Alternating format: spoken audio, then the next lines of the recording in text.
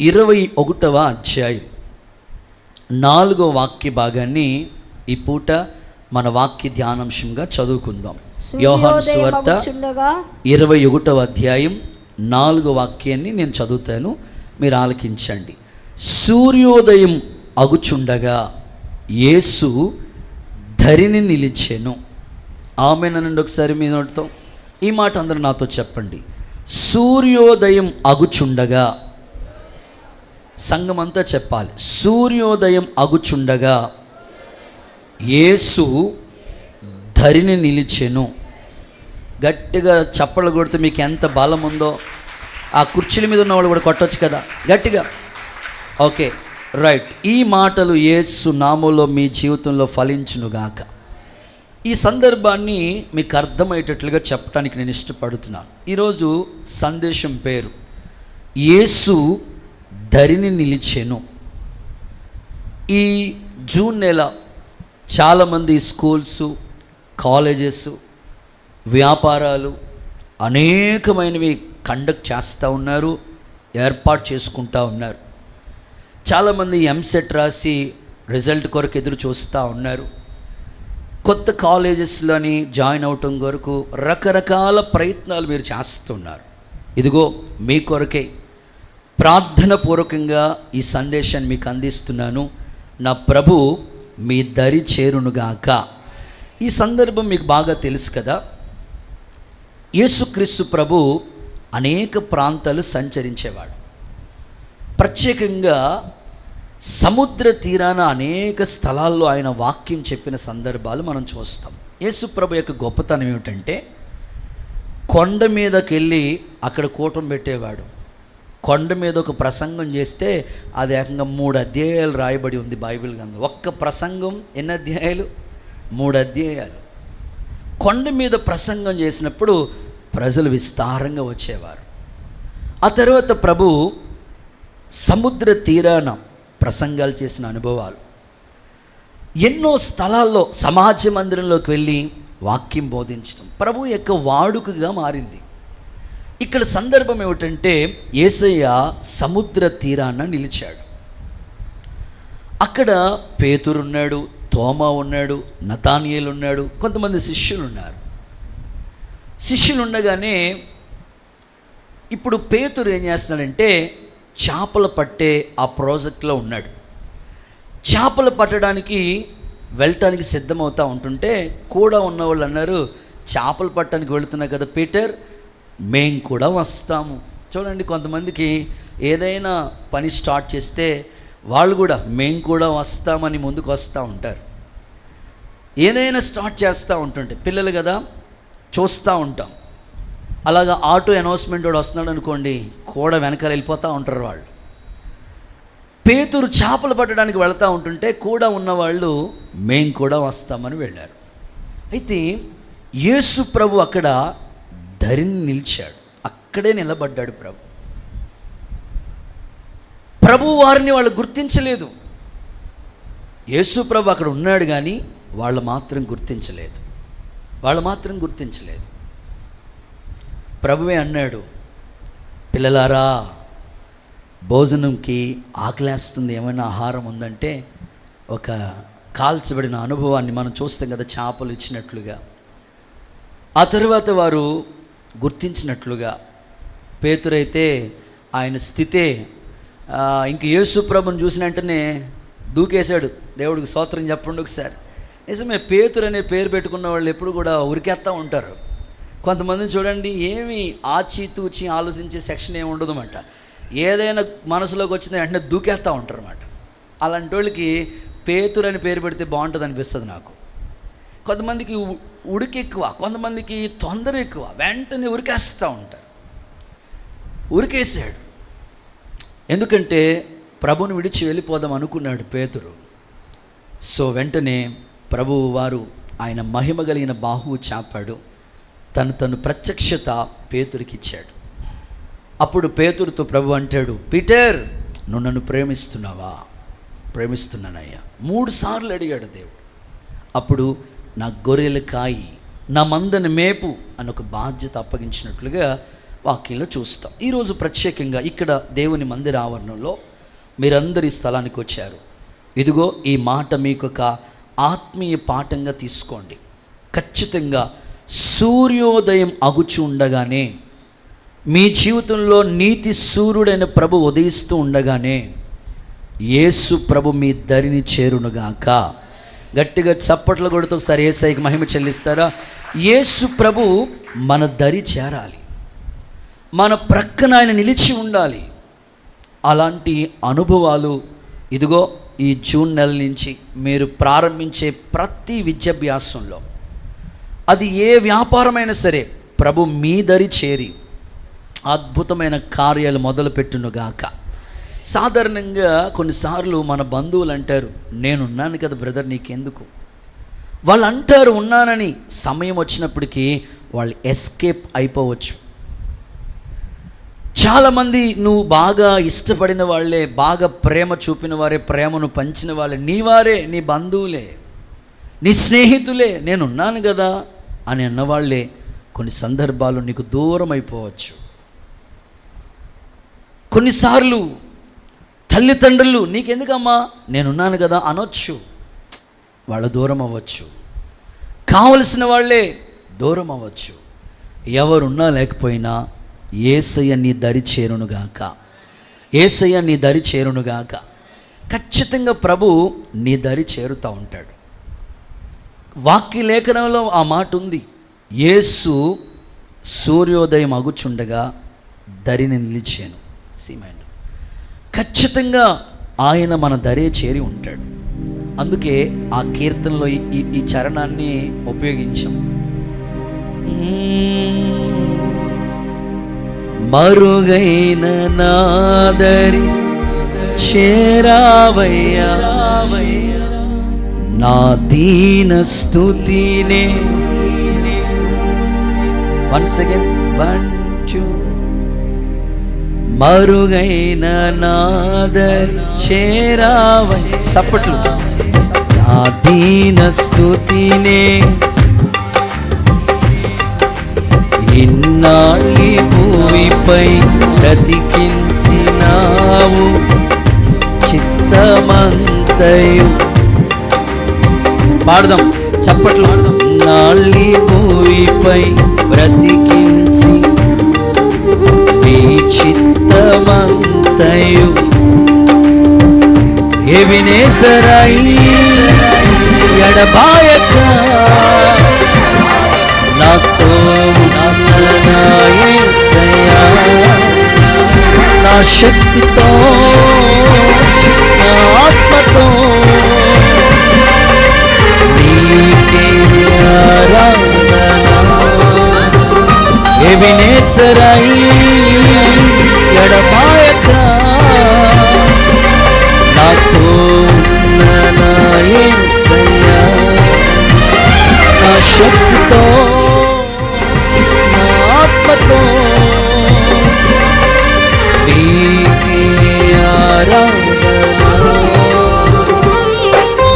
నీ నామమే ఘనమై, నీ వాక్యమే నాకు నెమ్మది. హల్లెలూయా. అందరూ చప్పలు కొడుతూ సరే యేసయ్యకి మహిమ చెల్లిస్తారా? రైట్. సూర్యోదయం అగుచుండగానే యేసు దరిని నిలిచాను.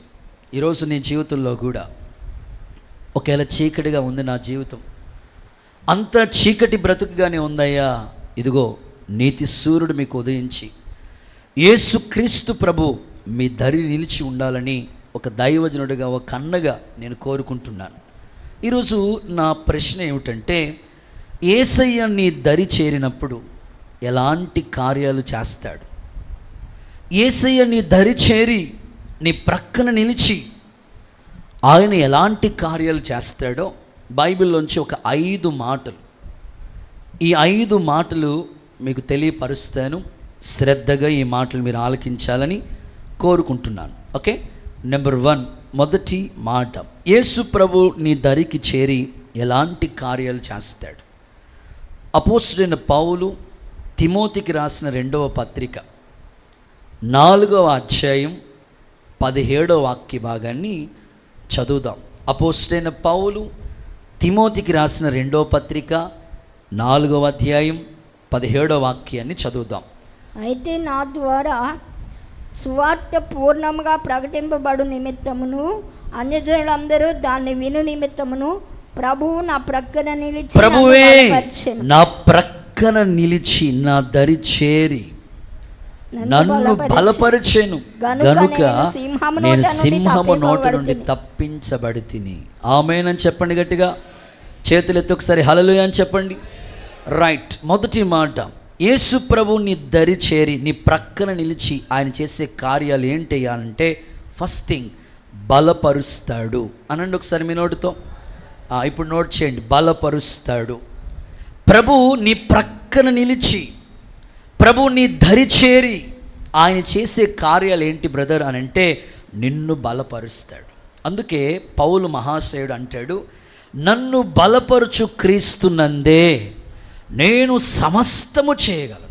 ఈరోజు నువ్వు చేసే వ్యాపారమా, నువ్వు చేసే ఉద్యోగమా, నువ్వు చేసే చదువుకు సంబంధించిన ప్రయత్నాల, ఏదైనా సరే నువ్వు చేస్తున్న వాటన్నిటినీ అద్భుతంగా విజయవంతమైన పదంలో నువ్వు నడిపించబడాలంటే నువ్వు బలపరచబడితేనే కదా ఏదైనా చేయగలిగితే. నువ్వు బలహీనంగా ఉంటే ఏం చేయగలము? కొంతమంది ఎట్లా ఉంటారంటే, మైండ్ బాడీ మాత్రమే ప్రజెంట్, మైండ్ ఆబ్సెంట్లో ఉంటుంది వాళ్ళకి. ఇక్కడ ఉన్న వాళ్ళు ఒకసారి అందరూ హల్లెలూయా చెప్పండి. అమ్మో ఇక్కడే ఉన్నారు, దేవుడికి స్తోత్రం. కొంతమంది ఇక్కడే ఉంటారు కానీ ఎక్కడో ఆలోచిస్తూ ఉంటారు. బలపరిస్తేనే నువ్వు ఏమైనా చేయగలుగుతావు, అది ఏదైనా సరే. చాలామంది చూడండి, నా వల్ల కాదండి, నేనేం చేయలేనండి, నేనేం చదవలేనండి, నా వల్ల కాదండి అని విసిగిపోయే వాళ్ళు అందరూ ఉంటారు. కానీ ఆయన నీ దరి చేరి నీ ప్రక్కన చేరి నిలిచి ఆయన చేసే కార్యాలు ఏంటంటే, ఖచ్చితంగా నిన్ను బలపరుస్తాడు. ఆత్మీయంగా కొద్దిసేపు దేవుని మాటలు ఆలకిద్దాం. నీ ప్రాణాన్ని దేవుడు బలపరచునుగాక.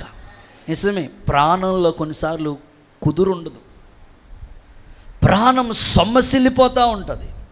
అందుకే నీ ఎముకల్ని కూడా దేవుడు బలపరచునుగాక, నీ చేతుల్ని బలపరచునుగాక, నీ మోకాల్ని బలపరచునుగాక, గుమ్మపు గడియలని బలపరచునుగాక. ఆయన నీ దరి చేరుతున్నది ఎందుకంటే నిన్ను బలపరచాలని అని కోరుకుంటున్నాడు. వాక్యం ఈ విధంగా ఉంది, దిగులు పడకు, నేనే నిన్ను బలపరచబోతున్నాను. ఏ విషయంలో నువ్వు దిగులుతో ఉన్నావో, ఏ విషయంలో కలవరాల మధ్యలో ఉన్నావో, కన్నీళ్ల మధ్యలో ఉన్నావో, 5 నెలలు గడిచిపోయిందయ్యా, అనుకున్నది ఏది సాధించలేదని ఒకవేళ కృంగిన స్థితిలో నీవు ఉన్నావేమో, ఒక దైవజనుడిగా, ఒక అన్నగా నీ విద్యాభ్యాసం కొరకై, నీ యొక్క ఫ్యూచర్ గురించే ప్రార్థనాపూర్వకంగా ఈ సందేశాన్ని నీకు అందిస్తూ ఉన్నాను. యేసు నామములో నా తండ్రి నిన్ను బలపరచునుగాక. గట్టిగా చెప్పండి ఆమేన్ అనండి. కొన్నిసార్లు బలపరచవలసిన మనుషులే ఒకవేళ నేను బలహీనులుగా చేయొచ్చు. వారు వీరు అన్న మాటలను బట్టి నువ్వు కృంగిపోవచ్చు. కానీ దేవుడు ఎప్పుడు కూడా బలపరుస్తూనే ఉంటాడు. ఈ మాట చదువుదామా? ఫిలిప్పీలకు రాసిన పత్రిక 4వ అధ్యాయం 13వ వాక్యాన్ని చూద్దామా? ఫిలిప్పీలకు రాసిన పత్రిక 4వ అధ్యాయం 13వ వాక్యాన్ని చూద్దామా? సహోదరులారా నన్ను బలపరచు క్రీస్తునందే నేను సమస్తము చేయగలను. ఈ మాట అందరూ చెప్దామా? నోటితో పలకండి, కంఠస్థ వాక్యం. నన్ను బలపరచు అని అందే. ఇంకా ఇలా బాగుంటుంది, మీ పక్క వాళ్ళకి షేక్ అండ్ ఇచ్చి ఎంకరేజ్ చేసినట్టుంటుందా? నన్ను బలపరచు క్రీస్తునందే. రాయికిండి చెప్పండి నా మాట. నన్ను బలపరచు క్రీస్తునందే నేను సమస్తము చేయగలను. ఇప్పుడు కొట్టండి, మీకు ఎంత ఓపిక ఉంటే అంత బలం. ఓకే, ఖచ్చితంగా నీవు ఈ నెలలో ఏదైతే అనుకుంటున్నావో, వాగ్దానం ఉంది కదా, నీతో యుద్ధం చేసే వాళ్ళతో నేను యుద్ధం చేస్తానని ప్రభు అన్నాడు. యుద్ధం చేస్తానని ఆయన అన్నాడు కాబట్టి నిన్ను బలపరచడానికి ఆయన ఉన్నాడు. నువ్వు చేయగలిగింది ఏదైనా సరే ట్రై చేయి, ప్రయత్నం చేయి. ఆయన నీ ప్రక్కనే ఉన్నాడు, నీ దరి చేరాడు ఆయన. యేసు నామములో అలాగు జరుగునుగాక. కొన్నిసార్లు హెల్త్ సిక్ అయిపోతుంటారు చాలామంది, వీక్ అయిపోయి కనీసం మంచినీళ్ళ గ్లాస్ పట్టుకునే ఆ యొక్క ఓపిక కూడా ఉండదు, చాలా సిక్ అయిపోతుంటారు. ఇది శారీరకంగా సిక్ అయిపోయిన వాళ్ళు కొందరు. కొంతమంది మానసికంగా సిక్ అయిపోయిన వాళ్ళు ఉంటారు. మానసిక ఒత్తిడి, హై టెన్షన్, ఇంట్లో జరుగుతున్న పరిస్థితులు, ఉద్యోగాల్లో ఎదురయ్యే పరిస్థితులు, వ్యాపారంలో ప్రతికూలమైన పరిస్థితులు, వీటన్నిటిని బట్టి మానసికంగా కొంతమంది సిక్ అయిపోతుంటారు. ఒకవేళ నువ్వు శారీరకంగా సిక్ అయిపోయావేమో, మానసికంగా సిక్ అయిపోయావో, రెండు విధాలుగా. కొంతమంది శారీరకంగా సిక్ అయిన వాళ్ళు ఓ బ్యాచ్, మానసికంగా సిక్ అయిపోయిన వాళ్ళు ఓ బ్యాచ్, మూడో బ్యాచ్ ఎవరంటే ఆత్మీయంగా సిక్ అయిపోయిన వాళ్ళు కొంతమంది ఉంటారు. ఆత్మీయ స్థితిలో కనీసం వాళ్ళు ఉదయమే లేచి స్తోత్ర ప్రార్థన చేసుకోవాలి, ఆ మనసు రాదు వాళ్ళకి. ఈరోజు ఆఫీస్కి వెళ్తున్నాను కదా, ప్రార్థన పూర్వకంగా వెళ్దాం, ఆ మనసు రాదు. కొత్తగా ప్రారంభిస్తున్నాను కదా, వాక్యం చదువుకుందాం, మనసు రాదు. ఈరోజు నువ్వు ప్రార్థన చేసుకోలేకపోతున్నావంటే, వాక్యం చదువుకోలేకపోతున్నావంటే, పాట కూడా పాడలేని పరిస్థితిలో ఉన్నావంటే ఆత్మీయంగా సిక్ అయిపోయిన వాళ్ళు ఉన్నారు. ఇదిగో 3 కోణాల్లో ప్రభు నిన్ను బలపరచబోతున్నాడు. ఒకవేళ శారీరకంగా అనారోగ్య సమస్యలతో నువ్వు బాధపడుతున్నావా, దిగులు పడొద్దు, ఆయన నీ ప్రక్కనే ఉన్నాడు. యేసు నామములో నిన్ను బలపరచునుగాక. మానసికంగా ఒకవేళ నీ కుటుంబంలో నీ పిల్లల గురించి ఈ ఒత్తిడి తట్టుకోలేక బాధపడుతున్నావా, నీ ప్రక్కన నిలిచి నిన్ను బలపరచబోతున్నాడు. స్పిరిచువల్గా ఆత్మీయ స్థితిలో ఒకప్పుడు ఎంతో వైరాగ్యంగా భక్తి చేసిన మీరు సడన్గా డ్రాప్ అయిపోయి భక్తి విషయాల్లో ఆసక్తి లేని వారిగా మిగిలిపోతే మరలా మిమ్మల్ని బలపరచబోతున్నాడు దేవుడు. అన్ని కోణాల్లో యేసు నామములో నిన్ను బలపరచునుగాక. కుడి చేతులు పైకెత్తందరూ ఒకసారి ఆమెన్ చెప్తారా? ఇక్కడ ప్రకటించబడుతున్న వాక్యాన్ని సేవకులుగా మేము ప్రకటించబడుతున్నప్పుడు, చెప్తున్నప్పుడు మీరు ఎలా భావించాలో తెలుసా?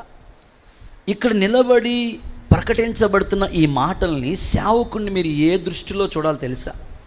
చూడండి, గలతీ సంఘం సేవకుడిని ఎలా చూస్తుందో మీకు అర్థమైతే, సేవకుడు ఇక్కడ నిలబడి చెప్పే మాటలు మీరు ఎలా క్యాచ్ చేయగలుగుతారో అర్థమవుతుంది. కొంతమంది ఎన్ని వాక్యాలు విన్నా వాళ్ళలో ఎందుకు క్రియ జరగట్లేదంటే వాళ్ళ చూసే విధానం బాగాలేదు, వాళ్ళు అర్థం చేసుకునే స్థితి బాగాలేదు. కానీ గలతీ సంఘం పౌలు గారు చెప్తా ఉంటుంటే ఎలా రిసీవ్ చేసుకున్నారో తెలుసా? చూద్దాం. గలతీ పత్రిక 4వ అధ్యాయం 14వ వాక్యాన్ని చూద్దాం. అప్పుడు నా గలతీ పత్రిక 4వ అధ్యాయం 14వ వాక్యం. అప్పుడు నా శరీరంలో మీకు శోధనగా ఉండిన దానిని బట్టి నన్ను మీరు తృణీకరింపలేదు, నిరాకరింపనైనను లేదు, కానీ దేవుని దూత వలెను క్రీస్తు యేసును వలెను నన్ను అంగీకరించితిరి. చూడండి, వాళ్ళు గలతీలో ఉన్న సంఘం సేవకుడిని ఎలా అంగీకరించాలో తెలుసా? నాతో చెప్పండి. దేవుని దూత వలెను, అందరూ మాట్లాడాలా, దేవుని దూత వలెను క్రీస్తు యేసు వలెను నన్ను అంగీకరించితిరి. ఇప్పుడు మీకు ఎంత బలం ఉందో అంత గట్టిగా చప్పలు కొట్టండి. ఓకే, అంటే మీరు అంగీకరించే విధానాన్ని బట్టే మీలో వాక్యం క్రియ జరుగుతుంది. నేను ఇక్కడ ఎంత బల్లగుద్ది ప్రసంగాలు చేసినా మీ మనసులో మీరు సేవకుడిని చూసే విధానం ఫస్ట్ అది రావాలి మీకు. గలతీ సంఘము ఎలా చూశారో తెలుసా పౌలు గారిని? 2 విధాలుగా. దేవుని దూత, రెండవది యేసుక్రీస్తు ప్రభువలే. ఇక్కడ ఏ సేవకుడు నిలబడి వాక్యాన్ని చెప్తున్నా, సేవకుని నువ్వు చూసే విధానం ఎలా ఉండాలో తెలుసా? దైవజనుడు దేవుని దూత, ఆమేనండి. ఆయన క్రీస్తు ప్రతిబింబం. ఈ అనుభవాలు ఉండగా నువ్వు నడిపించబడితే ఇక్కడ చెప్పే ఒక్క మాటైనా నీలో ఫలిస్తుంది. లేకపోతే మేము ఇక్కడ ఎన్ని ప్రసంగాలు చేసినా, మర్మాలే చెప్పినా, నువ్వు రిసీవ్ చేసుకునే విధానం సరిగ్గా లేకపోతే ఏమీ ఉపయోగం లేదు. అందుకనే సేవకుడిని చూసే విధానం నీకు రావాలి. కొంతమంది సేవకుడిని చూసే విధానం రాదు వాళ్ళకి. సేవకులు అంటే వాళ్ళకి ఎలా కనబడాలంటే హైట్ ఉండాలా, వెయిట్ ఉండాలా, పర్సనాలిటీ ఉండాలా. అమ్మో, వాళ్ళ విధానం అంతా, వాళ్ళ ఎక్స్పెక్టేషన్ అంతా విచిత్రంగా ఉంటుంది. అలా ఉంటేనే, అలా ఉండేవాళ్ళు చెప్తేనే అంగీకరిస్తారు వాళ్ళు. నువ్వు అలా అంగీకరించినంత కాలం కూడా నీ లైఫ్లో ఏమీ ఆశీర్వాదం చూడలేవు. నీవు ఇక్కడికి వచ్చిన సేవకుడిని నువ్వు చూసే విధానం ఫస్ట్ వస్తే ఆ మాటలు నీలో క్రియ జరుగుతాయి. చిన్నోడా, పెద్దోడా, చదువు వచ్చినోడా, రానోడా, ఆయన యొక్క కెపాసిటీ ఏంటి, నా కెపాసిటీ ఏంటి, నా స్టేటస్ ఏంటి, ఆయన స్టేటస్, అలా చూసినంత కాలం వాక్యం నీలో ఫలించదు. నువ్వు చూడాల్సింది దేవుని సేవకుడు.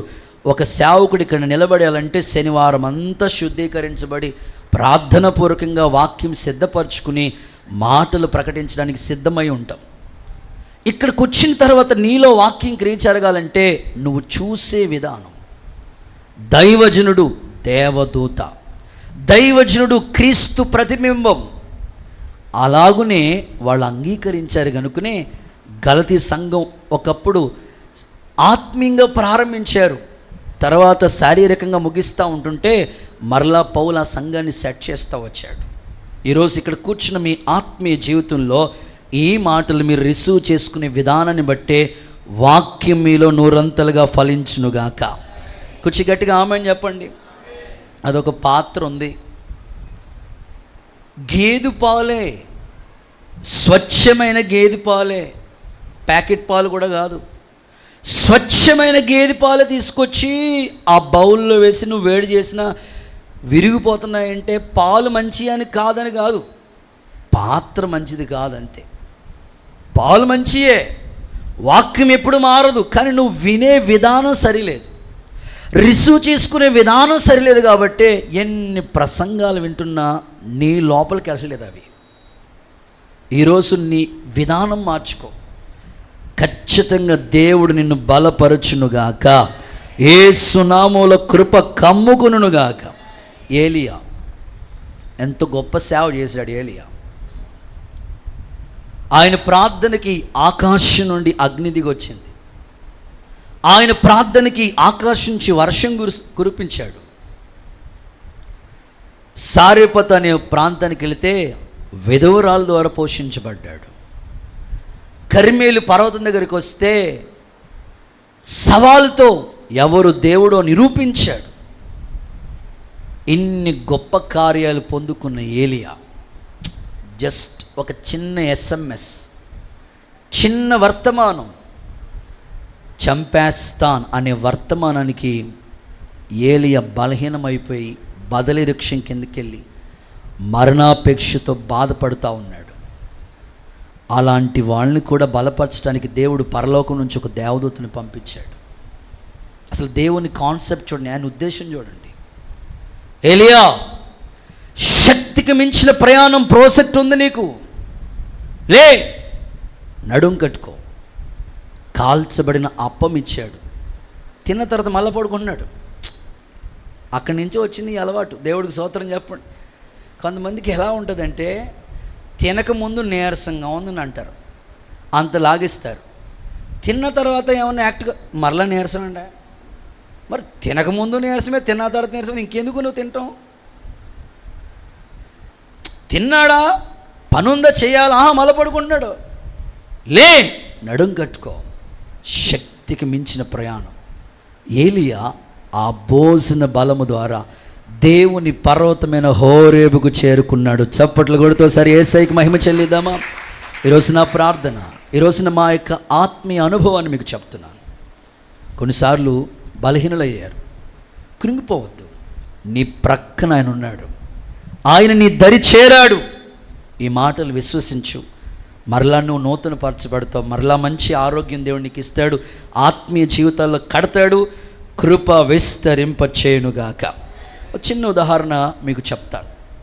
అదేంటంటే ఒక రోమా సైన్యంలో ఒక సైనికుడిగా ఉన్న ఒక వ్యక్తి, వాస్తవంగా ఈయన చాలా విజయాలు సాధించిన వ్యక్తే, కానీ దొంగల చేతిలో చిక్కాడు. బాగా వినాలి, ఈ యొక్క ఎగ్జాంపుల్ మీకు అర్థమైతే సబ్జెక్ట్ యొక్క ఫస్ట్ పాయింట్ మీకు అర్థమైపోద్ది. చాలా విజయాలు సాధించాడు. ఒకటి కాదు, చాలా విజయాలు సాధించాడు. అయితే వెళ్ళటం దొంగల చేతిలోకి వెళ్ళి దొంగల చేతిలో చిక్కున్నాడు.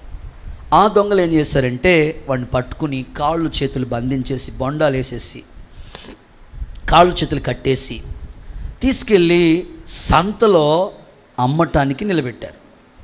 ఎందుకంటే దొంగోడు పని అదే కదా, దొంగతనం చేసిన తర్వాత వాడిని నిలబెట్టి అమ్మేసుకుంటారు, ఆ డబ్బులు తీసుకొని వాళ్ళు ఇష్టానుసారంగా ప్రవర్తిస్తూ ఉంటారు.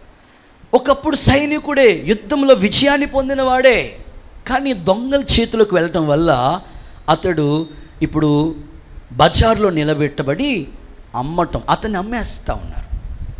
దొంగోళ్ళు అమ్మేస్తూ ఉన్నారు, అమ్మటానికి సిద్ధమై ఉన్నాడు. ఒకప్పుడు ఇతడు సైనికుడు కదా, చాలా యుద్ధాలు చేసి విజయాన్ని పొందిన వాడే, చాలా height person, weight, body builder అని చెప్పొచ్చు, అన్ని స్కిల్స్ ఉన్నాయి. కానీ దొంగల చేతులకు వెళ్ళిపోయాడు. తీసుకెళ్ళి బజార్లో నిలబెట్టి అమ్మటానికి సిద్ధంగా ఉంటున్నారు. సో ఈ టైంలో జరిగిన సిచ్యువేషన్ ఏంటంటే, ఆ సందర్భం అతన్ని అమ్మకానికి నిలబెట్టారు కదా బజార్లో. వినాలి, అతని మీద పెట్టిన పెట్టుబడి ఎంత, అతని ఎంత అమ్మటానికి ఇష్టపడుతున్నారంటే, ఆ ఒక యజమాని కొనుక్కోవడానికి అతను తీసుకున్నాడు కదా, దొంగలు అమ్మేయటానికి ఎంత సిద్ధపడ్డారంటే, ఇదిగో ఇతన్ని ₹1,00,000 ఇస్తే ఇతన్ని మీకు ఇచ్చేస్తాం, ఎవరు కావాలో కొనుక్కోండి, ఇతడు యుద్ధంలో వీరుడు, శూరుడు, బలశూరుడు, కొనుక్కోండి అని చెప్తా ఉంటుంటే అందరూ వస్తూ ఉన్నారు. ఒకడు వచ్చాడు, ఎంతయ్యా? ₹1,00,000. అబ్బా, అంత ₹1,00,000 ఎవరు కొంటారండి, ఇంకేమీ డిస్కౌంట్ లేదా అన్నాడు. సరే 25,000 తగ్గిస్తాను, 75,000 ఇచ్చి ఇతను తీసుకెళ్ళండి, కొనుక్కోండి అన్నాడు. సర్లే, మంచి ఆఫరే వచ్చింది, 25,000 తగ్గించాడంటే మాటలేంటి, మొత్తం మీద ₹1,000 కూడా ఎవరు తగ్గించారు, 25,000 తగ్గించారు కదా, బెస్ట్, కొనుక్కుందామని రెడీగా ఉంటుంటే ఆ యుద్ధశూరుడు, ఆ వీరుడు, బలశూరుడు అంటాడు, ఎదుగో నన్ను గీని కొనుక్కున్నావా, నీ అంతు చూస్తానన్నాడు. ఇంకెవరు కొనుక్కుంటారు? Hello, are you ready? ఒకసారి చేతులెత్తి హల్లెలూయా. ఇంకెవరు కొనుక్కుంటారు? నువ్వు నన్ను కొనుక్కున్నావా, నీ అంతు చూస్తానన్నాడు. వెళ్ళిపోయాడు ఆయన. కొనుక్కోవడానికి వచ్చిన ఆయనే వెళ్ళిపోయాడు. రెండవ వ్యక్తి బేరానికి వచ్చాడు. ఎంత? 75,000కి ఇచ్చేస్తానయ్యా, ఇంకేమీ లేదు డిస్కౌంట్. సర్లే, బేరం ఏదోలాగా అయిపోవాలి కదా, 25,000 తగ్గిస్తాను. ఎంతకు వచ్చేసాడు? 50,000, 50%, 50,000కి ఇచ్చేస్తానయ్యా. తీసుకోవడానికి రెడీగా ఉన్నాడు. ఆ యుద్ధ వీరుడు అంటాడు, ఇదిగో నన్ను నువ్వు కొనుక్కున్నావా, నీ తలకాయ మీద మెడకాయ లేకుండా ఇంకేం కొంటాడు చెప్పండి. ఆయన చూస్తేనే భయం వేస్తోంది. వెళ్ళిపోయాడు. సో మూడోవాడు వచ్చాడు, నిలబడ్డాడు. ఎంత? ఇంకా ఏదోలా బేరం అయిపోవాలి కదా, ఏదోలాగా అమ్మేయాలనుకున్నప్పుడు ఏం చేస్తాం చెప్పండి, ఎంతకు అంతకు అమ్మేయాలనుకుంటాం. 25,000 తగ్గిస్తాను అని చెప్పి మొత్తం రివర్స్లోకి వచ్చేసింది. ఇప్పుడు 25,000కి ఇచ్చేస్తాను. వాడు రెడీగా ఉన్నాడు, తీసేసుకోవడానికి చాలా సంసిద్ధంగా ఉన్నాడు. 25,000 ఇచ్చేయడానికి సిద్ధంగా ఉన్నాడు. ఇదిగో నన్ను గీను కొనుక్కున్నావా, నీకు నెమ్మది లేకుండా చేస్తానన్నాడు. ఇంకెందుకు వచ్చిందిలే బాబు అనుకుని అతడు వెళ్ళిపోవటానికి సిద్ధంగా ఉన్నాడు. సరే సరే అనుకుని మళ్ళీ అతను అంటున్నాడు, అయ్యా ఈ బేరం లేకపోతే నా పని అయిపోద్ది, తీసేసుకోండి అంటే, సరే అతడు ఏం చేసినా పర్వాలేదులే అనుకుని తీసుకున్నాడు. 25,000 ఇచ్చి తీసుకున్నాడు. తీసుకున్న వెంటనే అతడు తీసుకుని వెళ్ళి చేసిన మొట్టమొదటి పని ఏమిటంటే, అతన్ని సంకెళ్ళతో బంధించారు కదా, ఆ సంకెళ్ళన్నీ విడిపించాడు. తలకాయ అంతా పెట్టెలు పీకిన తాటెంకలా ఉంది, మొత్తం కటింగ్ వేయించాడు. అంత నీట్ అండ్ గ్రీన్, చక్కగా క్లీన్ అండ్ గ్రీన్ అన్నట్టుగా నీట్గా చేయించాడు. చేసిన తర్వాత, ఇదిగో నీకు స్వతంత్రత ఇస్తున్నాను, స్వేచ్ఛ ఇస్తున్నాను, నువ్వెక్కడికి వెళ్ళాలో, ఎక్కడ ఉండాలనుకున్నావో అక్కడికి వెళ్ళు అనని అతడు స్వేచ్ఛ ఇచ్చి పంపించాడు. నిజంగానే అప్పుడు ఆ యొక్క సైనికుడు అనుకుంటున్నాడు, అయ్యో మొట్టమొదటి వచ్చిన వ్యక్తి నన్ను కొనుక్కుంటానన్నప్పుడు అతన్ని నేను పంపించేశాను. రెండో వ్యక్తిని కూడా పంపించేసాను. మూడో వ్యక్తికి వచ్చినప్పటికీ ఇతన్ని కూడా దూషించాను.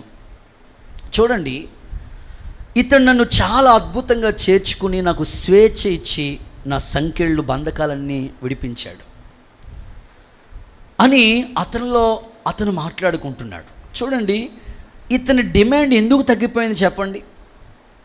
అతని యొక్క మాట్లాడాల నోటి మాటలు. ₹1,00,000 డిమాండ్ చేసే వ్యక్తి 25,000కి ఎందుకు తగ్గిపోయాడు? అతని నోటి మాటలు. ఈరోజు ఇక్కడ ఉంటున్న మీరు కూడా మనల్ని స్వతంత్రులుగా చేయటానికి, బంధకాలను విడిపించడానికి ప్రభు అయిన యేసుక్రీస్తు వచ్చాడు. బలహీన స్థితిలో ఉన్న నిన్ను విడిపించుట కొరకే, చెరలో ఉన్న వారిని విడిపించుట కొరకే, బలహీనుల్ని బలపరచుట కొరకే ప్రభు వచ్చాడు. నీకు స్వేచ్ఛ ఇవ్వటానికి ఆయన వచ్చాడు. అయినా ఇన్ని బంధకాల్లో ఉన్న నిన్ను విడిపించినా కూడా నువ్వు మరలా మామూలైపోతున్నావంటే, నువ్వు ఇంకా అభివృద్ధిలోకి రావట్లేదంటే నీ నోటి మాటలే కదా నిన్ను అలా చేసినవి. చూడండి, చాలామంది ఇప్పటికి ఒక పొజిషన్లో ఉండాలి, వాళ్ళ స్థాయి వేరే, కానీ ఎందుకు అలా ఆ పొజిషన్ వాళ్ళు చూడలేకపోతున్నారంటే వాళ్ళ నిన్న మాటలే తిరిగి వాళ్ళ మీదకి ప్రభావితం చూపిస్తున్నాయి. ఈరోజు నువ్వు గుర్తుపెట్టుకోవాలి, వ్యర్థంగా మాట్లాడవద్దు, అనవసరమైన విషయాల్లో ఇన్వాల్వ్ అవ్వద్దు. నీకు ఒక అవకాశం దేవుడిస్తున్నాడు. నిన్ను విడిపించి నీ ప్రక్కన నిలబెట్టి నిన్ను బలపరచాలనుకున్నాడు ఆయన. కానీ నీ నోటి మాటల ద్వారా కొన్నిసార్లు నువ్వు ఆశీర్వాదాన్ని పోగొట్టేసుకుంటున్నావు. ఈరోజైనా ప్రభా, నేను అలా ఉండకూడదు, నువ్వు నాకు స్వేచ్ఛ ఇచ్చావు, బంధకాలన్నీ విడిపించాడు కదా, ఆ యజమానుడు కొన్నాడు కదా, వెలపెట్టి కొన్నాడు. యేసయ్య కూడా రక్తమిచ్చి నిన్ను కొన్నాడు, నిన్ను విడిపించి ఒక చక్కని సహవాసంలో చేర్చాడు. చేర్చిన తర్వాత నువ్వు ఇంకా ఇక్కడికి వచ్చిన తర్వాత కూడా సెట్ అవ్వకపోతే ఎలా? కొంతమంది ఎలా అనుకుంటారంటే మందిరం మానేస్తే ఎక్కడికి వెళ్ళినా ఇదే ప్రాజెక్టు, నువ్వు ఎన్ని మందిరాలు తిరిగినా ఇదే ప్రాజెక్ట్, ఎక్కడికి వెళ్ళినా సేవకుడు గద్దిస్తాడు, ఎక్కడికి వెళ్ళినా సేవకుడు సరి చేస్తాడు, ఎక్కడికి వెళ్ళినా ఉపదేశంలో కడతాడు. వాళ్ళ డ్యూటీ అది. నువ్వు సరి చేసుకోగలిగిన విషయాల్లో సరి చేసుకుంటే చాలు.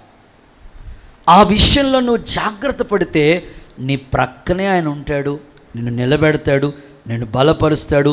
శక్తికి మించిన ప్రయాణం నీ ద్వారా జరుగునుగాక, యేసు నామములో కృప కలుగునుగాక.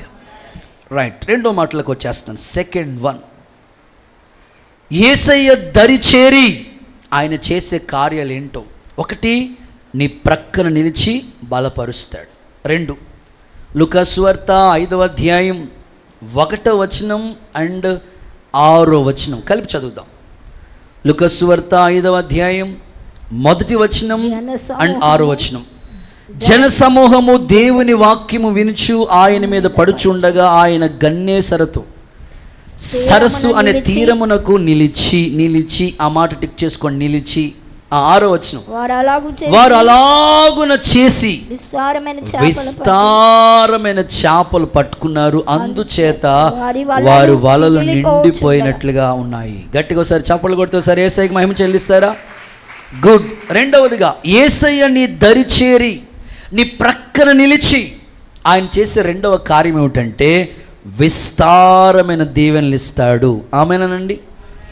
ఆయన నీ దరి చేరేది ఎందుకు? ఆయన నీ ప్రక్కన నిలిచేది ఎందుకు? రెండవ మాట ఏంటో తెలుసా? విస్తారమైన దీవెన. మీ పక్క వాళ్ళకి విశ్వాసంతో చెప్పండి ఈ మాట, షేకండిచ్చి, విస్తారమైన దీవెన. ఇంకొంచెం గట్టిగా, విస్తారమైన దీవెన. నా ప్రార్థన ఒకటే, ఈ సంవత్సరం విద్యాభ్యాసంలో పిల్లలు విస్తారమైన విజయాన్ని పొందుదురుగాక, అత్యధికమైన విజయాన్ని పొందుదురుగాక. 600కి 600 మార్కులని చాలా పేపర్లో చూడటం కాదు, కానీ మన చర్చ్లోని అలాంటి టాలెంట్ కలిగిన పిల్లల్ని దేవుడు అనుగ్రహించునుగాక. చాలామందికి టాలెంట్ ఉంటుంది, మల్టీ టాలెంట్ ఉంటుంది. అసలు ఒక్కటి కాదు, ఎంత టాలెంట్ ఉంటుందంటే అన్ని టాలెంట్. కానీ ఆ తలంతులన్నీ భూమిలో పాతిపెట్టేస్తుంటారు. చదవవలసిన సమయంలో చదవరు, సమయాన్ని సద్వినియోగం చేసుకునే విషయంలో చేసుకోరు. ఇంకెంత ప్రయాసపడితే ఏముంది? ఈరోజు ప్రభు నీతో మాట్లాడుతున్నాడు. నీ దరి చేరేది ఎందుకు తెలుసా? నీ దగ్గర నిలిచేది ఎందుకు తెలుసా? విస్తారమైన ఒక దీవెన, నీకు ఏదో ఒక దీవెన దేవుడు దయచేయాలనుకుంటున్నాడు. పేతురు రాత్రంతా శ్రమపడ్డాడు, ఒక దీవెన లేదు. మరి పేతురు ఇక్కడ దీవించబడడానికి కారణాలు ఎన్నో ఉన్నాయి. అందులో ఒక కారణం ఏమిటంటే, నీ నావ లోతుకు నడిపించు. ఈ సంవత్సరం నీవు ఆశీర్వాదకరంగా దీవెనగా ఉండాలంటే దేవుని మాట ప్రకారం నువ్వు వల వేస్తే, అంటే ఆయన చెప్పినట్లు చేయటానికి భక్తి విషయాల్లో మొదట నా రాజ్యాన్ని, నా నీతిని వెతకండి, అప్పుడు అవన్నీ మీకు ఇస్తానన్నాడు దేవుడు. చాలామంది భక్తి చాలా తక్కువగా ఉంటుంది, వీళ్ళేమో ఎక్కువ దీవెనలు కావాలనుకుంటారు. ఎలా వస్తుంది? ఇప్పుడు కిలో రాడు, కిలో కేసి, ఆ తూకానికి కిలో పంచదార ఇస్తారు. ఆ తూకానికి సరిపోవాలి కదా నీ భక్తి కూడా. దీవెన కావాలంటే ఎక్కడి నుంచి వస్తుంది?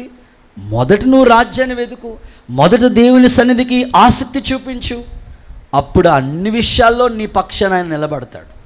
నువ్వు దేవుని సన్నిధి పట్ల ఆసక్తి చూపకుండా, ప్రార్థన చేయకుండా, వాక్యం చదవకుండా, సన్నిధి పట్ల ఆసక్తి కలగకుండా ఉంటే ఎలా దీవించబడతాను చెప్పండి? 1వ కీర్తన మనందరికీ కంఠస్థం వచ్చి కదా, దుష్టుల ఆలోచన చెప్పిన నడవక, పాపుల మార్గం నిలవక, అపహాస్కులు కూర్చుండే చోటు కూర్చుండక, మరేం చేయాలా? యెహోవా ధర్మశాస్త్రమందు ఆనందించుచు దివరాత్రులు దాన్ని ధ్యానించేవాడు, అతడు చేయనుదంతయు. ఎందుకు అవుతుంది? దేవుని వాక్యంతో స్టార్ట్ అయింది ఆయన లైఫ్. మీరు పొద్దున్న లేచిన వెంటనే సెల్ ఫోన్ పట్టుకొని వాట్సాప్లో మెసేజ్లు వచ్చినాయా, ఎవరైనా చాటింగ్ చేశారా, ఓకే, అవసరమైనవి తీసుకోండి. అంతకన్నా ముందు వాక్య ధ్యానం కావాలి నీకు. నువ్వు చేసేది సక్సెస్ఫుల్ లైఫ్ నువ్వు చూడాలంటే అతడు చేయనిదంతయు సఫలం. ఎందుకయింది? వాక్యంతో ప్రారంభించు, దేవుని సన్నిధితో ప్రారంభించు. కాలేజెస్కి వెళ్తున్నారు, స్కూల్స్కి వెళ్తున్నారు, స్టార్ట్ అవుతున్నాయి. ప్రార్థన పూర్వకంగా మొదట ఒక తండ్రి నాకు చెప్పారు, ఖచ్చితంగా ఏది చేయాలనుకున్నా మొట్టమొదటి లేచిన వెంటనే కొద్దిసేపు ప్రార్థనలో ఉండి, కొద్దిసేపు వాక్యం చదువుకుని, అప్పుడు కానీ నేను గదిలోంచి బయటికి రానండి అయ్యా. నా పిల్లలు కూడా అంతేనయ్యా. ఈరోజు మీరు ఆశీర్వాదాన్ని చూడలేకపోతున్నారంటే, దీవెనలు రావట్లేదంటే దేవుళ్ళలో లోపమేమీ లేదు, కానీ నువ్వు చేసే విధానంలో లోపం కనబడుతుంది. ఈరోజు తీర్మానం చేసుకో, విస్తారమైన ఆశీర్వాదం మీ మీదకి వచ్చునుగాక. ప్రభు ఒక వాగ్దానం ఇచ్చాడు కదా, పట్టజాలంత విస్తారమైన దీవెనలు కుమ్మరిస్తాను అన్నాడు. అది వాగ్దానం, ఖచ్చితంగా చేస్తాడు. దీంట్లో కొన్ని మైనస్గా చెప్తాను. ఏషావు అనండి. ఏదో అంటున్నారు మీరు, 7 సావులే అన్నట్టు వినబడుతుందా? కొంచెం గట్టిగా చెప్పండి. ఏసావు. ఏమండి? యాకోబు ఏషావు, వీళ్ళిద్దరు ఎవరు చెప్పండి? బావమరుదులా? అన్నదమ్ములు. ఏషావు యాకోబు కవల పిల్లలు. కానీ ఒకడికే దీవెన వచ్చింది, ఇంకొకటికి దీవెన రాలా. ఎందుకు కారణం? ఆలస్యం ఎంత నష్టం చేస్తుందో చూడండి. ఒక దీవెన కూడా లేదా తండ్రి నీ దగ్గర అంటారు, ఇంకెక్కడ ఉంటుంది? వచ్చి పట్టుకెళ్ళిపోయాడు అయ్యగారు. అందుకనే ఆలస్యం అమృత విషయం అన్నారు పెద్దోళ్ళు. మీ లైఫ్లో ఆలస్యం అనేది అనేకమైన వాటికి అనర్థాలుగా మారుస్తూ ఉంటుంది. దేవుని దీవెన మీ తల మీదకి వస్తుంది, కానీ నువ్వు చేసే ఆలస్యం పర్లేదులే, చూద్దాంలే, తర్వాత చేద్దాంలే, ఆ సోమరితనమే నిన్ను ఎదగకుండా చేస్తూ ఉంది. ఏషావుకి ఒక్క దీవెన కూడా లేదండి. చదువుకునే పిల్లలకి చెప్తున్నాను, ఎప్పుడు లెసన్ అప్పుడే కంప్లీట్ చేసుకోండి, ఎప్పుడు హోంవర్క్లు అప్పుడే చేయండి, రేపు చేద్దామని వాయిదాలు వేయకండి, జాగ్రత్తగా చదవండి, పట్టుదలతో చదవండి. వ్యాపారం కూడా ఎప్పుడుదప్పుడే, పనిచేసే చోటు కూడా ఎప్పుడుదప్పుడే. ఏ విధంగా మీరు శ్రద్ధ నిలుపుతారో అప్పుడే మీకు ఆశీర్వాదం దేవుడిస్తాడు. ఒక్క దీవెన కూడా ఏషావుకు లేదండి. కానీ బైబిల్లో కాలేబు అనే సహోదరుడు, వాళ్ళ కూతురుందే, ఎవరామె పేరు? అక్సా. ఎంత దీవెనో తెలుసా? అడిగిన దానికంటే చెప్పండి చెప్పండి చెప్పండి ఊహించిన దానికంటే అత్యధికంగా ఇచ్చాడు వాళ్ళ నాన్నగారు. ఒక భౌతిక తండ్రి అన్ని దీవెనలు ఇస్తే పరలోకపు తండ్రి నీకెందుకు ఇవ్వడు? ఇస్తాడు. నీలో ఆలస్యము, అశ్రద్ధ, నిర్లక్ష్యం పని చేయకూడదు. సోమరి చీమల దగ్గరికి వెళ్ళి జ్ఞానం తెచ్చుకోమన్నాడు. చీమలకి ఎవరున్నారంటే చదవరా బాబు, చదవరా బాబా, హోంవర్క్ చెయ్యరా బాబు అని అనేవాళ్ళు ఎవరైనా ఉన్నారా? ఎవరు చెప్పకుండా ఎంత క్రమంగా నడుచుకుంటాయండి అవి. మనకి పాస్టర్ గారు చెప్పినా ఎక్కట్లేదు, ఇంట్లో నాన్న చెప్పినా ఎక్కట్లేదు, అమ్మ చెప్పినా ఎక్కట్లేదు, మామయ్య చెప్పినా ఎక్కట్లేదు. నీకు యేసు నామములో నీ మనసు సరి చేయబడును గాక. ఒక దీవెనను సొంతం చేసుకుందువు గాక. రూతు మోయాబు శపించబడిన స్థితిలో ఉన్న ఆమెకి బోయాజు పొలంలో అడుగు పెడితే ఎంత దీవెనండి. చూడండి, ఆ మాట చదవండి. రూతు గ్రంథం 3వ అధ్యాయం 10వ వాక్యం చదువుతారా? కుమారి, నువ్వు యెహోవా చేత దీవెన నొందిన కుమార్తెవమ్మా. ఎంత దీవెనండి. ఎక్కడో శపించబడిన కుటుంబంలో పుట్టి పెరిగిన ఆమె బోయాజు పొలంలో అడుగు పెడితే ఎంత దీవెన. నా ప్రార్థన, మందిరానికి రాకముందు నువ్వు ఎలా ఉన్నావో నాకు తెలియదు. ఇక్కడ ఈ పొలంలో అడుగు పెట్టిన తర్వాత నువ్వు దీవించబడకపోతే ఇంకా నీకన్నా భ్రష్టత్వం కలిగిన వాళ్ళు ఎవరు లేరనుకోవాలి. దేవుని సన్నిధిని ఈ పొలంలో అడుగు పెట్టినప్పుడు కూడా నువ్వు దీవెన చూడకపోతే ఎలా? ఖచ్చితంగా నువ్వు దీవించబడాలి. విశ్వాసంతో ఆమెనండి. అదే రూతు గురించి అంటాడు, యెహోవా చేత నువ్వు దీవెన పొందు. చాలామంది సోమవారం నుంచి శనివారం వరకు కూలి పనని, చేతి పనని, వ్యాపారం అని ఎంత డబ్బులు సంపాదిస్తారు. వచ్చిన సంపాదన అంతా చిల్లు చంచుల్లో వేసినట్లు అయిపోతుంది. ఎందుకో తెలుసా? ప్రవక్త గ్రంథంలో రాశారు, మీ ప్రవర్తన గురించి ఆలోచించండి అన్నాడు. వచ్చింది వచ్చినట్లుగా పోతుందంటే మన ప్రవర్తన చాలా జాగ్రత్త పడాలి. నేను ఇలా చెప్తాను, మీకు ఈ సంవత్సరం మిగిలిన 6 నెలలు అప్పులు లేకుండా దీవెనకరంగా ఉండాలి అన్నవాళ్ళు ఒకసారి చేయి సరిగ్గా పైకెత్తి నా వైపు చూసి ఒకసారి హల్లెలూయా ఏం చెప్పండి. కొంతమంది ఎత్తలేదు, మరి మీరు అప్పులతోనే ఉంటారు, మరి నేనేం చేయలేను. మరి ఒకసారి అప్పు లేకుండా మిగిలిన 6 నెలలు బాగుండాలనుకున్న ఒకసారి చేతులు ఎత్తి హల్లెలూయా అనండి. ఓకే, మీకు ఒక చక్కని సూత్రం చెప్తాను. అప్పు లేకుండా, అప్పు అనేది పెద్ద ముప్పే, దాన్ని తగ్గించుకుని జాగ్రత్తగా కవర్ చేసుకుని కొంచెం మీరు ఆశీర్వాదకరంగా ఉండాలనేదే మా దీవెన, సేవకునిగా మా హృదయంలో ఉన్న ఆలోచన. అయితే నీకు వచ్చే సంపాదన ఉంది కదా, నీకు నెలకు ఒక 10,000, జస్ట్ నార్మల్గా ఆలోచిద్దాం. 10,000 ఏంటి, లక్షలు సంపాదించే వాళ్ళు కూడా ఇక్కడ ఉన్నారు. 50,000, 60,000 ఉన్నారు. ఒక జనరల్గా మాట్లాడుతూ ఒక 10,000 సంపాదించాం. ఈ 10,000లో ఫస్ట్ థింగ్ 10% ఉందే, దాన్ని దేవుని మందిరానికి నువ్వు తీసేసి అలవాటు చేసుకో. కష్టమేమి కాదు, అలవాటు అయితే నీకు అర్థం, నీ ఆశీర్వాదం చూస్తా. ఇక మిగిలిన 90% ఉంది కదా, అంటే 9,000 ఉంది చూసావా, దీన్ని ఏం చేయాలంటే 4,000 నీవు నిల్వ చెయ్యి, పొదుపు చెయ్యి. ఇక మిగిలిన 5,000 నువ్వు ఖర్చు పెట్టు. ఖచ్చితంగా నువ్వు సంపాదించిన సంపాదనలో ఈ 3 విధాలుగా 3 భాగాలు చేయి. 10% నిల్వ, ఖర్చులు. అలా చేయి. నీ కుటుంబంలో గొప్ప దీవెన దేవుడు నీకు ఇస్తాడు. కానీ మనం అలా చేయం కదా. 10,000 జీతం వస్తూ ఉంటుంటే 15,000 చీర కావాలి మనకి. దేవుడికి స్తోత్రం. 10,000 జీతం వస్తుంటే 25,000 సెల్ ఫోన్ కావాలి మనకి. 10,000 తమ్ముడిని అడిగాను, రే బాబు నీ బండి ఎంతరా? అది దెబ్బ టైర్ల బండి. నీ జీతం ఎంతరా? 9,000 ఇస్తున్నారన్నాడు. కొత్తగా జాయిన్ అయినా 9,000 జీతానికి నువ్వు అంత బండి ఎందుకు నీకు? ఆలోచించండి. నీకు వచ్చిన దాన్ని బట్టే కదా నువ్వు చేసుకోవాల్సింది. గొప్పలకి వెళ్ళిపోయి ఇబ్బందులు పడవలసిన పరిస్థితులు ఎందుకు? పిల్లలుగా మీరు ఆశీర్వదించబడాలనే నా భావన. యేసు నామములో కృప మీకు అనుగ్రహించబడును గాక. దీవెన మీకు రావాలంటే ఒక బైబిల్లో ఒక సూత్రం చెప్తాను. సామెతలు 28:20. ఇది కంఠస్థ వాక్యం. నమ్మకమైన వారికి దీవెనలు ఒకటి కాదా, మెండుగా వస్తాయంట. నీ పక్కన నిలబడుతుంది, నీ దరికి చేరుతుంది. ఎందుకో తెలుసైనా? మెండైన దీవెనలు నీకు కావాలని. ఒక సేవకునిగా నోరారా మనసారా మిమ్మల్ని దీవిస్తున్నాను. మా ఆత్మీయ బిడలుగా మిమ్మల్ని బ్లెస్ చేస్తున్నాను. దేవుని దీవెన మీ మీద నిలిచి ఉండునుగాక. మీ తల మీద నిత్యానందం ఉండునుగాక. ఆర్థికంగా మీరు పైకొచ్చెదురుగాక. నమ్మకంగా ఉండు, మెండైన దీవెనలు వస్తాయి నీకు. నేను మొన్నే సేవకుల కూడికలో ఒక చక్కని ఎగ్జాంపుల్ చెప్పాను. ఇది సంఘం అంతటికి చెప్పాలనుకుంటున్నాను. ఎక్కడున్నా దేవుడు నీకు ఒక పని అప్పగించాడా?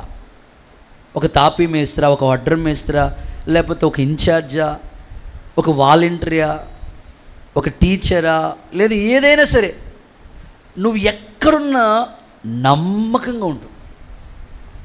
సంఘంలో కూడా నమ్మకంగా ఉండు. అది చూస్తాడు దేవుడు. ఇక్కడ ఒక నర్సక్క ఉంది, ఒకే హాస్పిటల్లో 30 సంవత్సరాల నుంచి పనిచేస్తుంది. వాళ్ళ సీనియర్ డాక్టర్ గారు ఏమంటారు, ఆపరేషన్ ఆవిడ లేకుండా ఆపరేషన్ చేయలేనని నేను అంటాడు.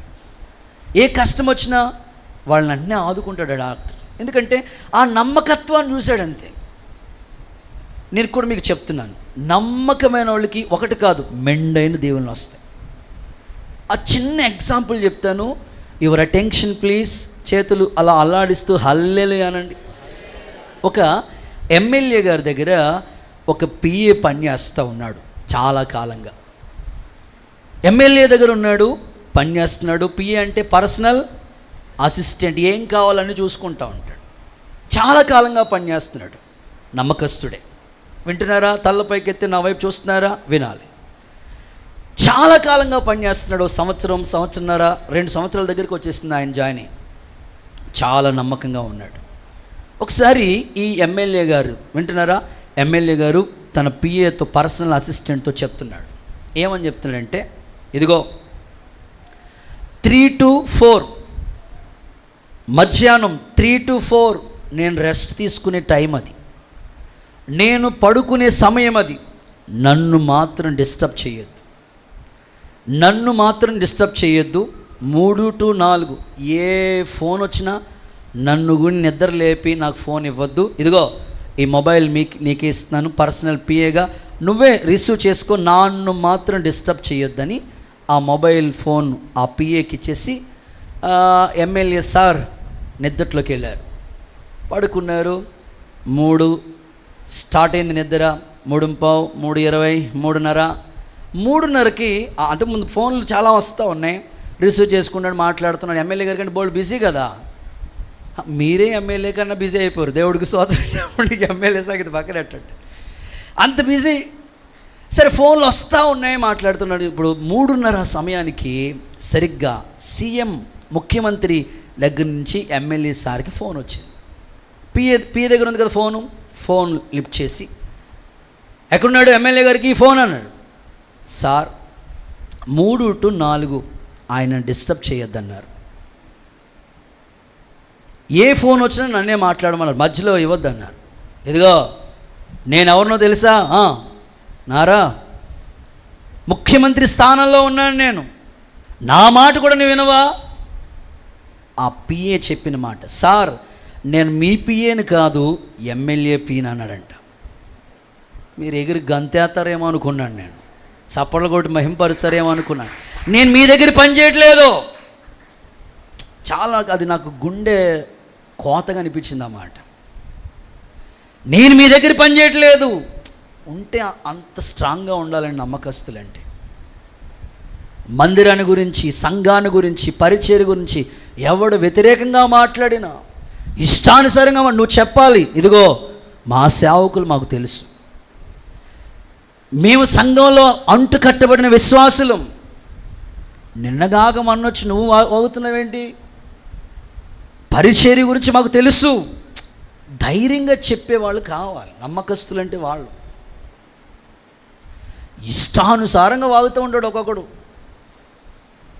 నేను నీ దగ్గర పని చేయట్లేదయ్యా, నేను ఎమ్మెల్యే దగ్గర పని చేస్తాను, ఆయన పిఏ నేను, ఆయన చెప్పినట్లు అంటాను కానీ నువ్వు చెప్పినట్లు విన్ను అన్నాడు. 3:30కి ఫోన్ పెట్టేశాడు. 4 గంటల తర్వాత మొబైల్ పట్టుకెళ్ళి పిఏ ఎమ్మెల్యే సార్కి ఇచ్చారు. సార్ ఫోన్లు ఏమైనా వచ్చినాయా? వచ్చినాయి, చాలా ఫోన్లు వచ్చినాయి, మాట్లాడు. ఎవరు చేశారు? ఎమ్మెల్యే సార్తో చెప్తున్నారు, సార్ సీఎం గారు ఫోన్ చేశారు. మరి నిద్ర లేకపోవచ్చు, మీరే కదా సార్ వద్దన్నారు. మాట అంటే మాట, మీ దగ్గర నేను నమ్మకంగా పనిచేయాలి. సరే అని 4:15 తర్వాత ఈ ఫోన్ తీసుకుని ఎమ్మెల్యే సార్ సీఎం గారికి చేశారట. ముఖ్యమంత్రి గారు ఫోన్ ఎత్తిన వెంటనే తిడతాడేమో గజ వణుకుపోతున్నాడు. వెంటనే అన్నాడు, ఎరా బాబు ఫోన్ లిఫ్ట్ చేయలేదని ఏం అనలేదు. నీ దగ్గర పనిచేసే పిఏ ఉన్నాడు కదా, ఏం పేరు? రాంబాబు. దేవుడికి స్తోత్రం చెప్పండి ఒకసారి. నిజమే, బాబు అంటే ఆ బాబే, బంగారం లాంటి బాబు. నీ దగ్గరున్న పిఏని నా దగ్గరికి పంపించానంట. కొట్టండి ఇప్పుడు చప్పట్లో. చూడండి, నమ్మకస్తులైన వాళ్ళకి ఎంత దీవెన. ఎమ్మెల్యే దగ్గర నుంచి అడిగి వెళ్ళిపోయాడో ముఖ్యమంత్రి స్థానం దగ్గర కూర్చోన్నాడు, ఆయన దగ్గర ఉన్నాడు. ఇప్పుడు నీ ప్రమోషన్ కూడా, నీ స్థితి కూడా మారాలంటే నువ్వు ఉన్న చోట నమ్మకంగా ఉండంతే. ఉన్న చోట జెన్యూన్గా ఉండు. నీ స్థితిని మార్చగలిగిన శక్తి ఆయనకు ఉంది. ఖచ్చితంగా చెప్తున్నాను ఈ మాట. దీవెన ఎందుకు రావట్లేదు నీకు? గంతులు మాత్రం వేయొద్దు. స్థితి మార్చుకోకుండా ఉండొద్దు. ఉన్న చోట జెన్యూన్గా, భర్త దగ్గర నమ్మకమైన భార్యగా ఉండు, భార్య దగ్గర నమ్మకమైన భర్తగా ఉండు, పిల్లలు తల్లిదండ్రుల దగ్గర నమ్మకస్తులుగా బ్రతకండి. నమ్మకమైన వాళ్ళకే మెండైన దీవెనలు వస్తాయి. యేసు నామములో కృప కుమ్మరించబడునుగాక. చప్పట్లు కొడుతూ సరే యేసయ్యకి మహిమ చెల్లిద్దామా? రైట్. మూడవది, యేసయ్య నీ దరికి చేరి ఆయన చేసే పని ఏంటో తెలుసా? 1, బలపరుస్తాడు. 2, విస్తార దీవెనలు ఇస్తాడు. మూడో మాట, మత్తయి సువార్త 20వ అధ్యాయం 32, 34 వాక్యాలు చదవగా విందాం. మత్తయి సువార్త 20వ అధ్యాయం 32, 34 వాక్యాలు చదువుతాం. యేసు ధరిని నిలిచి వారిని పిలిచి నేను మీకేమి చేయగోరుచున్నాను, నేను ఏం చేయగోరుతున్నాను అనగా, వారు ప్రభువా మా కన్నులు తెరవవలెననిరి. ప్రభువా మా కన్నులు తెరు. ఆమేనండి. ఒకసారి చేతులు పైకెత్తు. సరే ఆమేనంటారా? రైట్. సమయం అయిపోతుంది, నేను పరిగెత్తాలి ఇప్పుడు. మూడవది, గ్రుడ్డితనమంతా తొలగిస్తాడు అనండి. మీ పక్కకు చెప్పండి, షేక్ అండ్ ఇచ్చి. గుడ్డితనమంతా తొలగిస్తాడు. సందర్భం ఏమిటంటే, చాలామంది ఆత్మీయ జీవితంలో భౌతిక సంబంధమైన గుడ్డితనం గురించి మాట్లాడట్లేదు. ఆత్మీయ విషయాల్లో కొన్ని గుడ్డి వాళ్ళుగా ఉంటారు. కొంతమందిని మీరు గుడ్డిగా నమ్మేస్తూ ఉంటారు. ఆత్మీయ విషయాల్లో చాలా గుడ్డోళ్ళుగా ఉంటారు. దేవుడు నీ దగ్గర నిలిచేది ఎందుకో తెలుసా? నీ దరి నిలిచి ఆయన నిన్ను, వాక్యంలో చెప్పబడిన మాట, నీ గుడ్డితనం అంతా తొలగిస్తాడు. చాలా వాగ్దానాలు ఉన్నాయండి బైబిల్లో, కానీ మనం విశ్వసించక గుడ్డోళ్ళు అయిపోతున్నాం. నమ్ముట నీ వలన అయితే, కానీ నమ్మవు కదా. అందుకే అన్నాడు, నమ్ముట నీ వల్ల అవ్వాలి. ముందు ఆయన వల్ల అవ్వలేదంటే ఆయన అన్నీ చేస్తాడు. మొదట నువ్వు నమ్ము. నీ ఆత్మీయ గుడ్డితనం అంతా దేవుడు తొలగించునుగాక. చిన్న పిల్లలు ఎంత అద్భుతంగా నమ్ముతారో తెలుసా? సండే స్కూల్లో స్టోరీ చెప్తా ఉండేవాడిని. పిల్లలు, మీలో ఎవరైనా బలహీనలంటే నూనె రాసి ప్రార్థన చేయమన్నాడు ప్రభువు. మీరు స్కూల్కి వెళ్ళేటప్పుడు మమ్మీ దగ్గరికి వెళ్ళి, ఆ మమ్మీ సిలువ గుర్తే అని కొబ్బరి నూనెతో అలా చెప్పండి, అమ్మ చేస్తుంది అంటే పిల్లలందరూ నమ్ముతున్నారు. కానీ పెద్దోళ్ళతో చెప్పాను అనుకోండి, కొబ్బరి నూనె ప్రార్థనకి రోగం తగ్గిపోతే పెద్ద హాస్పిటల్ ఎందుకో, ఇది మీ నమ్మకం. హాస్పిటల్ ఎందుకని నన్ను, నీ నమ్మకాన్ని బట్టి ప్రభు చేస్తాడు. వైద్యులు, రోగులకి వైద్యులు కావాలని ప్రభువే చెప్పాడు. కానీ నీ నమ్మకాన్ని బట్టి కదా ప్రభు చేసేది. కాబట్టి నీలో ఉన్న ఆత్మీయ గుడ్డితనం అంతా తొలగిపోనుగాక. ఆదాము అవ్వ అనండి, విశ్వాసంతో చెప్పాలా. ఆదాము అవ్వల్ని సర్పము కుయుక్తిగా ఎలా మోసం చేసింది తెలుసా? మీరు ఈ పండు తిన్నారా దేవతలైపోతారు, దేవదూతలైపోతారు. ఆ కన్నులకి గుడ్డితనం కలుగు చేశాడు. అంతే, పాపంలో పడ్డారు ఇద్దరు. బిలాము అనండి. మీరు నోట్ చేసుకోవచ్చు, రిఫరెన్స్లు చెప్పే టైం లేదు కదా, 8:30 అయిపోయింది కాబట్టి నేను చెప్పుకుంటూ వెళ్ళిపోతున్నాను, త్వరగా టూకీగా ప్లెయిన్గా చెప్పేస్తున్నాను. బిలాము వెళ్తా ఉన్నాడు కదా మార్గంలో. నాకు ఆశ్చర్యాన్ని కలిగించే మాట చెప్పనా? ఆ మాట ఏంటంటే, గాడిదకి కనపడ్డది దేవదూత, మనోడికి కనపడలేదు. Hello, how are you? ఒకసారి చేతులు చాపి ఒకసారి హల్లెలూయా చెప్పండి. ఎన్ని సంవత్సరాలు సీనియరో. గాడిదకి కనపడ్డది దేవుని దూత, మనోడికి మాత్రం కనపడలా. ఎంత గుడ్డోడో చూడండి. అందుకే బిలాము కన్నులు దేవుడు తెరిచాడంట. ఆమేన్. ఈరోజు నువ్వు ఆత్మీయ గుడ్డోడిగా ఉండొద్దు. విశ్వాసం వలన ఎన్నో జరిగినాయి, రాజ్యాలు కూడా జయించారు. కాబట్టి ఏదైనా వాక్యం ఉంటే ఖచ్చితంగా నమ్ము. వాక్యమే ఎప్పుడు నిలిచి ఉండేది. ప్రవచనాలైనా ఏవైనా నిలిచిపోతాయి, వాక్యం మాత్రమే నిలబడుతుంది. అందుకే నీ భక్తిని ఎలా కట్టుకోవాలి తెలుసా? కాగా ఈ నా మాటలు విని ఆ ప్రకారం బండ మీద పునాదిని వేసుకున్న వాని ఇల్లు నిలబడుతుంది. ఏదైనా ఎవరైనా ఏదైనా చెప్పారా? వాక్యానికి ఉందా, సరిపోతుందా? వాక్యానికి సరిపోతే ఓకే. వాక్యాన్ని అంత అద్భుతంగా నువ్వు నమ్మాలి. వాక్యాన్ని నమ్మని గుడ్డోళ్ళలాగా ఎప్పుడు నువ్వు ఉండకు. యేసు నామములో నీ కన్నులు తెరచబడునుగాక. ఏది మంచి, ఏది చేయకూడదు, ఎక్కడికి వెళ్ళకూడదు, ఎలా మాట్లాడకూడదు. ఆత్మీయులకి ఈ విషయాల్లో మెలకు కావాలి. ఇంకా దీన్ని ఆత్మీయంగా మీకు చెప్పుకోవాలంటే, హాగరు ప్రక్కనే ఉంది నీటి ఊట, కానీ హాగర్కి కనబట్టలేదు. దేవుడు హాగర్ కన్నులు తెరిచారంట. హాగర్ గుడ్డిదా? హలో, హాగర్ గుడ్డావిడా? కాదు, నేత్రాలు మూయబడ్డాయి. అందుకే లేఖనాలు ఏమని తెలుసా? కన్నులు నెత్తికెక్కిన తరం కూడా పుట్టుకొస్తుందంట. కన్నులు నెత్తికెక్కిన వాళ్ళకి ఏం కనపడతా చెప్పండి? ఇంకేం కనపడదు. ఆకాశం తప్ప భూమి ఏం కనపడదు వాళ్ళకి. ఈరోజు నా ప్రార్థన, నీవు ఆత్మీయ దృష్టితో చూడు, గొప్ప కార్యాలు నీ జీవితంలో జరుగుతాయి. యేసు నామములో అలాగూ జరుగునుగాక. ఒక రిఫరెన్స్ ఇస్తాను చూడండి. ఆదికాండం 21:19. ఆదికాండం 21:19. మరియు దేవుడు ఆమె కన్నులు తెరిచినందున అప్పుడు నీళ్ల ఓటను చూసింది. చాలక్క, థ్యాంక్ యూ అక్క. ఆమె కన్నులు దేవుడు తెరిచినందున నీళ్ల ఓట చూసింది. ఎక్కడుంది నీళ్ళ ఓట? పక్కనే. నీ ఆశీర్వాదాలన్నీ ఎక్కడున్నాయో తెలుసా? నీ ప్రక్కనే ఉన్నాయి. ఆమె చెప్పు ఒకసారి. ఆ ప్రక్కన ఉన్నాయంటే పక్కింటి వాళ్ళది ఆశించాలని కాదు అమ్మా. నీ కోసం అన్ని దేవుడు దాచిపెట్టాడు. అన్నీ నువ్వు నమ్మటంలో నీ నమ్మిక చొప్పునే.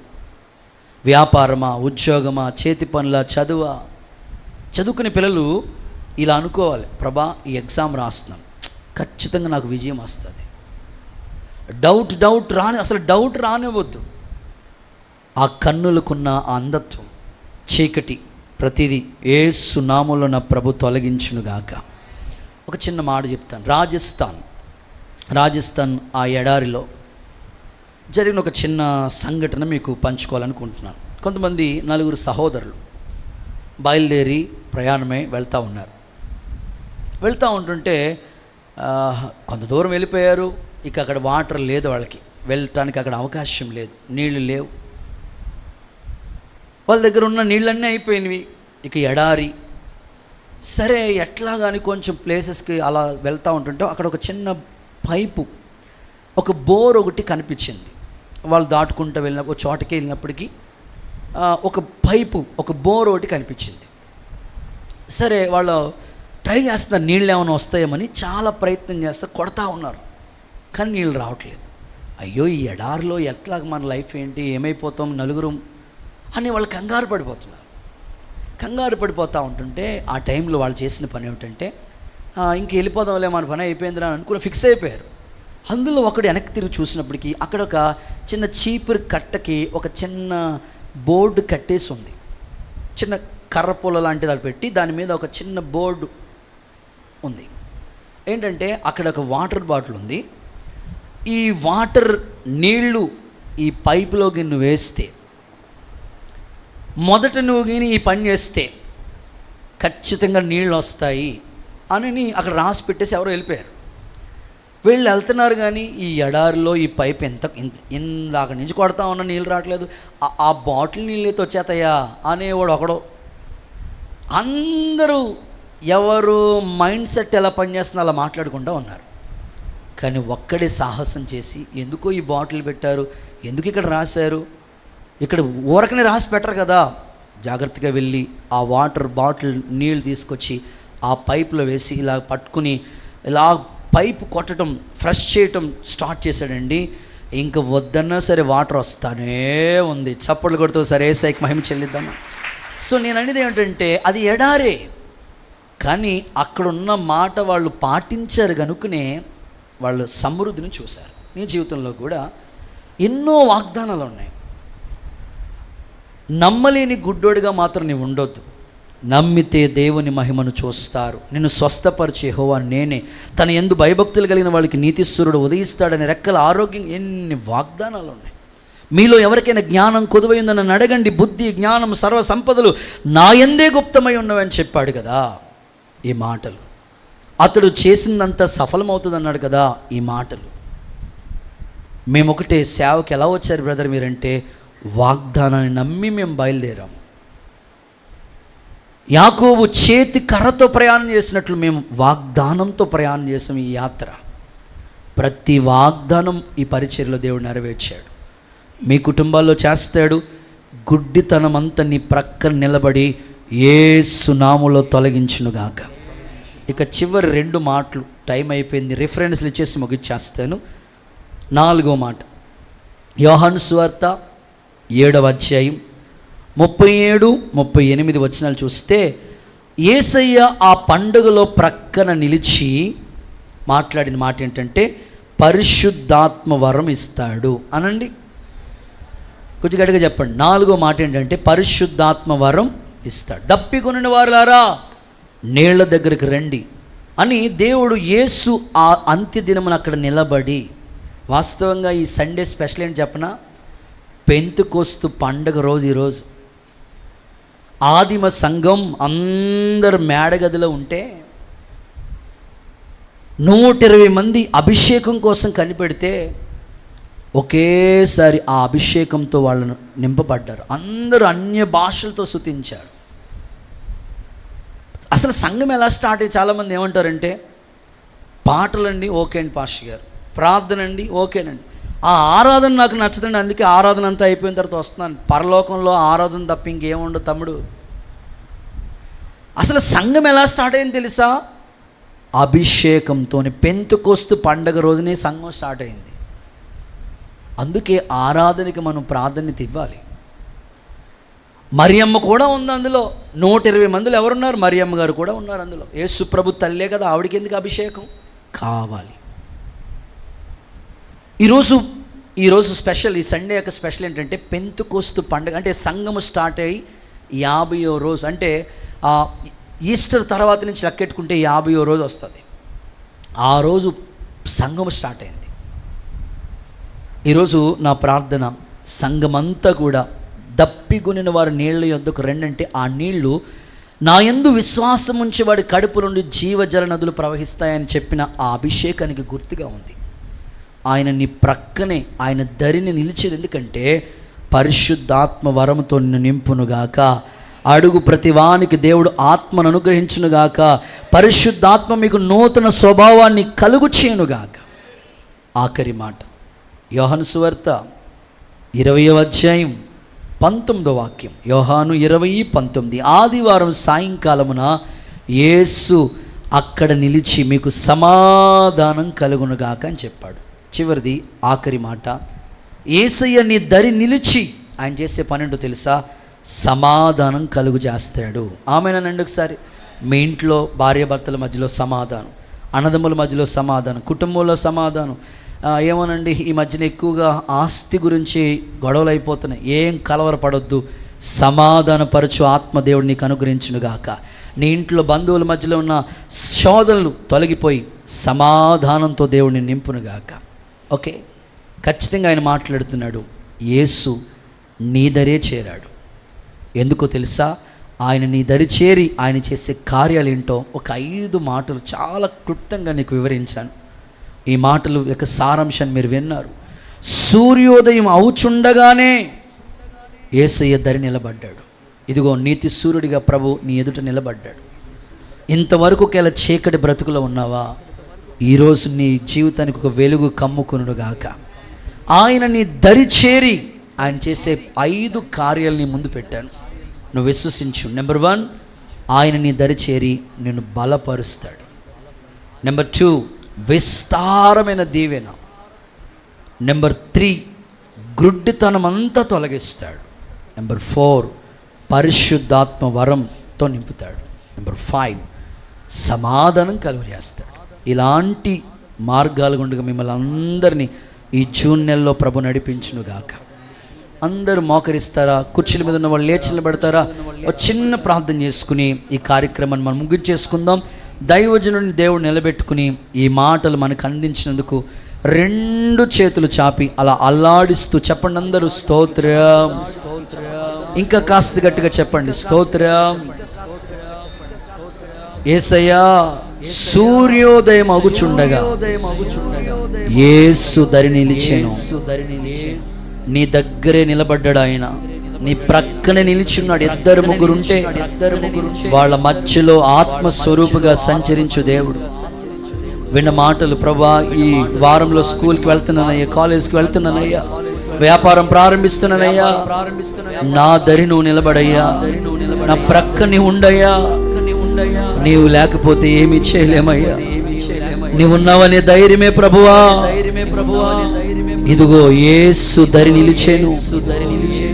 నీ జీవితానికి ఒక మార్గం చూపించబోతున్నాడు, ఒక జీవనాధారం కల్పించబోతున్నాడు. ఆయన నీకు ఒక దీవెన ఇవ్వబోతున్నాడు. అయ్యా నా దరి నిలబడయ్యా, నన్ను బలపరచయ్యా, నా గుడ్డితనం అంతా తొలగించయ్యా, నన్ను అభిషేకించి నాకు సమాధానం ఇవ్వండి.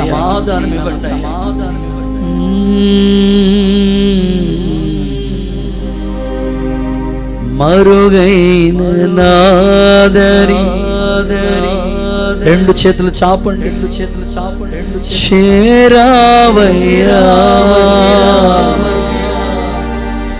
నా దీన స్తుతినే కోరావయ్యా. ఇన్నాళ్ళీ భూమిపై బ్రతికించినావు, నీ చిత్తమంత ఎబినేసరై ఎడబాయక నాతో ఉన్నాయే, నా శక్తితో నా ఆత్మతో నీకే ఉన్న